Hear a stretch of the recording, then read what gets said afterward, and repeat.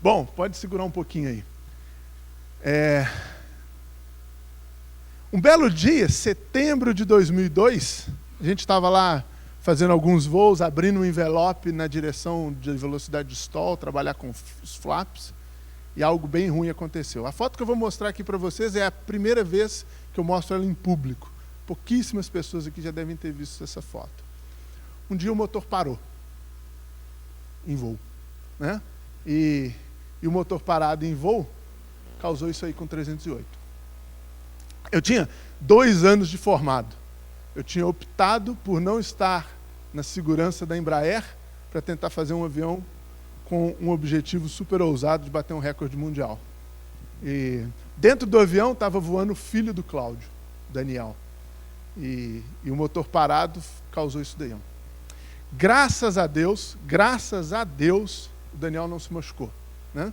O motor parou na vertical da cabeceira 34 de Confins, e o Daniel fez uma curva de 360 graus, já tentando se aproximar para a pista, porque ele estava exatamente na vertical. E na aproximação final, o avião estola, já bem próximo do chão, placa, né?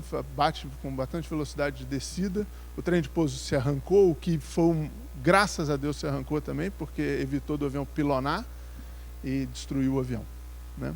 Você pode imaginar que eu tinha o quê? Eu tinha 21 anos, né? No início da minha carreira foi um choque absurdo, né?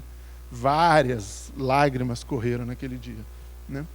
E aí eu recebi a ligação de um amigo, e esse amigo disse para mim, um gaúcho, e esse amigo disse para mim: "Tchê, não te aflijas, né? Não se mede um homem pelas vezes que ele cai, mas pelas vezes que ele se levanta. Então, segue em frente e as coisas vão dar certo." Olhando para trás, no dia eu falava: "Deus, por que isso está acontecendo, né?" Mas olhando para trás, eu vi que foi uma das melhores coisas que aconteceu na minha vida. Foi bom porque, primeiro, me freou, né? Eu tinha um ímpeto muito grande de fazer as coisas e querer fazer rápido, né? Eu me lembro do Mário Lotti, aqui na Embraer, antes desse avião voar pela primeira vez, das primeiras vezes que eu vim aqui, convite do Otto, visitar a Embraer, falar: "Paulo, você tem que segurar a onda um pouco, você está muito veloz", né?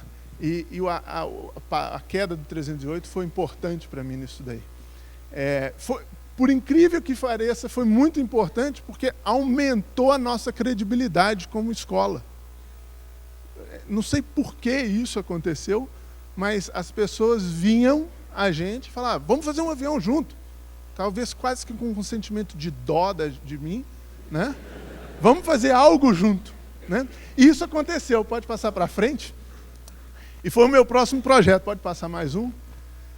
Né? Em seguida, em março de 2013, o 308 caiu em setembro de 2002, em março de 2003 apareceu um cara e falou: "Vamos fazer um avião de acrobacia juntos?" Eu falei: "Vamos." Né? Ele tinha um dinheiro, que é importante, né? E vamos fazer junto, né? E aí começou a nascer o projeto Merrari. Pode passando. O Merrari era a intenção de fazer um avião de acrobacias ilimitado. Ilimitado é a categoria máxima da Federação Aeronáutica Internacional para a competição de acrobacia, com um custo operacional adequado ao Brasil. Então, os aviões de acrobacia, em geral, têm motores 6 ou mais cilindros, né? Motores a pistão de 6 ou mais cilindros, com consumo de combustível aí perto dos 100 litros por hora. E eu falei: "Não, vamos tentar fazer um avião menor", seguindo muito as filosofias aí do COVAX, né? Da filosofia de projeto mínimo, o mais compacto possível, o mais leve possível, para a gente utilizar um motor menor. E utilizando um motor menor, com consumo menor de combustível, a gente vai poder permitir que os pilotos no Brasil treinem mais e atinjam proeficiência mais avançada no voo acrobático. Do ponto de vista tecnológico, eu acho que o Merrari não tem muito de novo, a não ser essa tentativa de fazer um projeto com solução mínima, né? É uma fuselagem com estrutura treliçada de tubo cromolibdênio. As asas, empenagens, as superfícies sustentadoras, na primeira versão dele, foram todas fabricadas em madeira, com revestimento em fibra de vidro, numa tentativa de diminuir os custos, para a gente saber se tudo que a gente estava fazendo era correto ou não, e depois fazer uma versão mais sofisticada, talvez em carbono. Esse projeto foi muito importante para a gente, para para que a gente aprendesse na UFMG e consolidasse esse conhecimento no cálculo de cargas e estruturas, né? Um avião, para ser ilimitado, eu preciso que ele tenha um diagrama VN que vá até 11 Gs, no mínimo. Menos do que 11 Gs, na acrobacia moderna, não funciona. E isso faz um diagrama VN bem interessante, porque na hora que você calcula a velocidade de manobra dá lá quase na velocidade na VNE. E aí quase lá na VNE significa que tudo tem que ser um tanque de guerra, né? Aileron tem que poder deflexão máxima na VNE. Então aprender tudo isso para a gente foi muito interessante, né? Toda a parte de cargas devido a efeitos giroscópicos, por conta das manobras giroscópicas, cargas assimétricas durante manobra, a gente pôde aprender muito fazendo esse avião. Esse aí é o ensaio de cargas nas asas, a gente tem que fazer do jeito que a gente consegue, né? Graças a Deus tinha uma obra na UFMG. Em geral, o que eu faço é ir num depósito de construção, eu compro e aviso o cara que eu vou devolver. Né? Ele deixa eu pagar, eu pago só os sacos de cimento que estouram eventualmente. Aí no Merrari foram 100 sacos de cimento, 110 sacos de cimento, e tinha uma obra na UFMG, eu consegui não só o saco de cimento, mas os peão para carregar o saco de cimento para mim, o que ajudou bastante. O Merrari voou, apesar de ser um projeto de 2003, ele só voou a primeira vez em 2009, então um projeto que demorou bastante. A UFMG passou por reformas, essa oficina ficou... você já vê que a oficina é diferente da primeira, né? Ela ficou inoperante por um tempo, pode ir passando. Mas em 2009 a gente fez o primeiro voo. Hoje ele continua voando, ele mora aqui no estado de São Paulo, no interior de São Paulo, se não me engano agora ele está em Itápolis. Ele tem um dono, né, que cuida dele e voa ele e usa ele em competições. O Merrari é hoje o campeão brasileiro na categoria avançada ainda. Esse ano ele já deve voar na categoria ilimitada, né? Essa foto é bem bacana, né? Quem conhece é o Matheus Scold, fazendo manutenção no Merrari dele, enquanto a gente preparava o Merrari para o primeiro voo, né?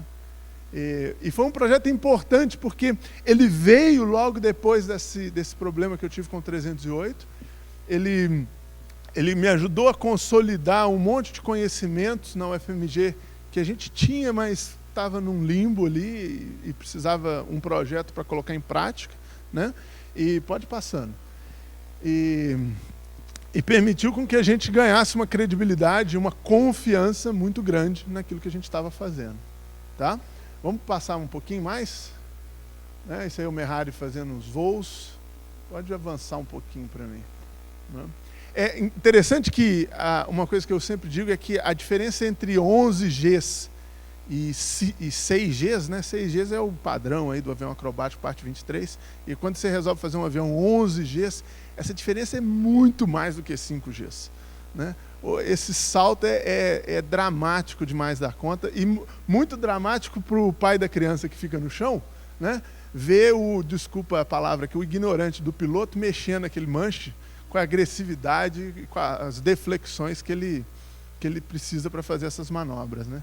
Então as cargas que esse avião sofre são realmente muito impressionantes.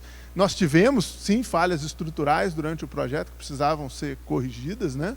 É muito impressionante ver o tanto que essa asa se movimenta à frente, por conta da componente da sustentação à frente, da força axial. Mas é um projeto muito bacana, né? Permite a gente testar várias coisas que a gente não testaria em outros aviões. O Merrari, a campanha de parafuso dele passou por cerca de 1.200 voltas de parafuso. E nessas fotos ele está com o paraquedas de cauda instalado lá. E todos os tipos de parafuso, né? Normal, invertido, chato, agravado. E a gente aprendeu um monte com isso daí, né? No Merrari eu tive que desenvolver um sistema de aquisição de dados para fazer esses ensaios. E esse sistema de aquisição de dados, depois vocês vão ver que teve frutos ali para frente. Eu acho que isso é um vídeo, só para vocês verem um pouquinho. Talvez o som vai ficar alto aí. Um pouquinho de como é que o Merrari voando. É muito bacana porque isso é um projeto feito numa universidade. Seria muito fácil fazer o avião, colocar ele na porta da universidade.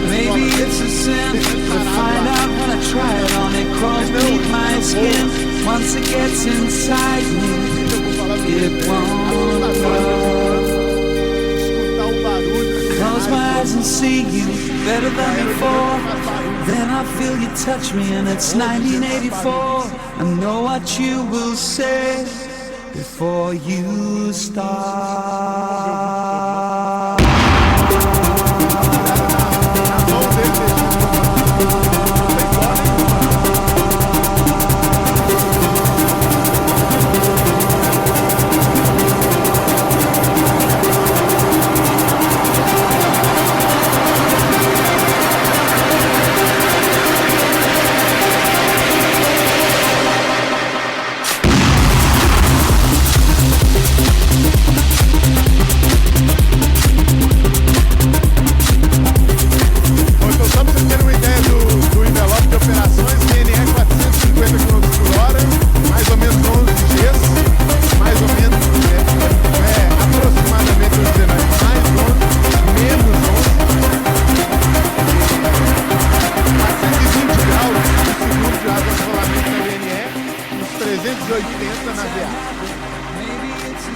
Aí um parafuso chato invertido, estamos ficando 12 voltas.